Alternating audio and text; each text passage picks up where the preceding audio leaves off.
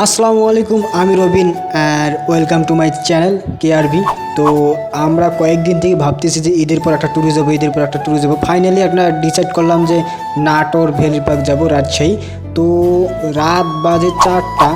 তো আমরা বিরিয়ানি সব প্যাকেট করছি, কারণ অনেক দূরের পথ, তাই আমরা রাত্রেবেলায় সব কিছু আমরা রেডি করছি। তো সবাই রেডি দেখতেছি, আমাদের সব কিছু রেডি, বিরিয়ানি প্যাকেট ট্যাকেট সব রেডি। তো মানে রাতে ঘুম ঘুম ভাব, মানে রাত বাজে 4টা, ঘুম ঘুম ভাব। তো আমরা এখন রওনা দিতেছি।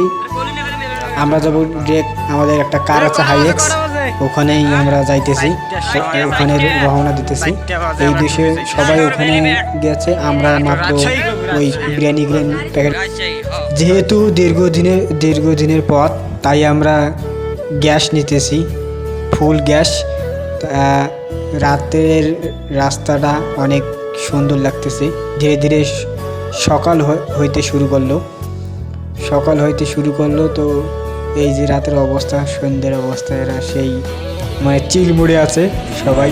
এই যে সবাই ক্লান্ত, মানে ধীরে ধীরে ভোর হওয়া শুরু হলো, মানে সকাল হওয়া শুরু করলো।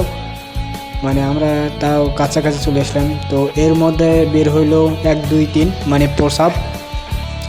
তো আমরা রাস্তার ধারেই সেরে নিলাম কাজটা। তারপরে ঝগড়া লাগছে, রাগ হয়েছে, তারপরে কিছু করার নেই, সবাই আমরা উঠতেছি ধীরে ধীরে।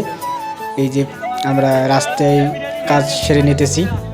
তো ফাইনালি আমাকে লাগলো খিদে, তাই 2টা আপেল ছিল, আপেল একটা নয়ন ভাই খাইছে, একটা আমি খাইতেছি। তো এরা ঘুমিয়েতে ব্যস্ত খুবই। আমরা খুব রাত 4টা বের হয়েছি, তো এই কারণে কিন্তু আমাদের মানে ঘুম ঘুম ভাব পুরো খেলা।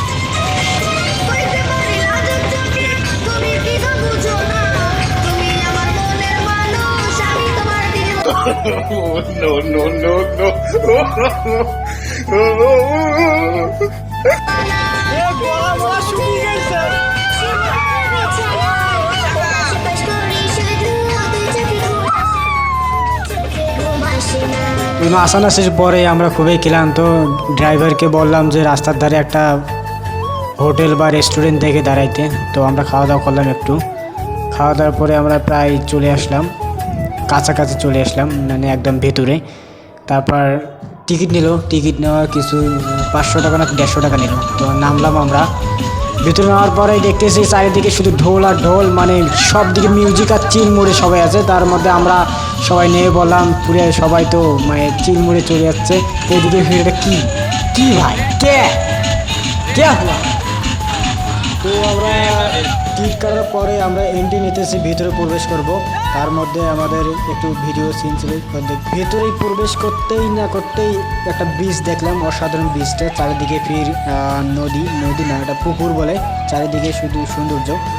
বেশ ভালোই, নাটোর ভ্যালি পার্ক ঐতিহ্য, রাজশাহীর একটা সৌন্দর্য, ভালোই লাগতেছে পার্কটা ঘুরতে। কিন্তু জায়গাটা খুবই মানে একদম ছোট, মানে 2-3 বার ঘুরলেই শেষ হয়ে যাবে।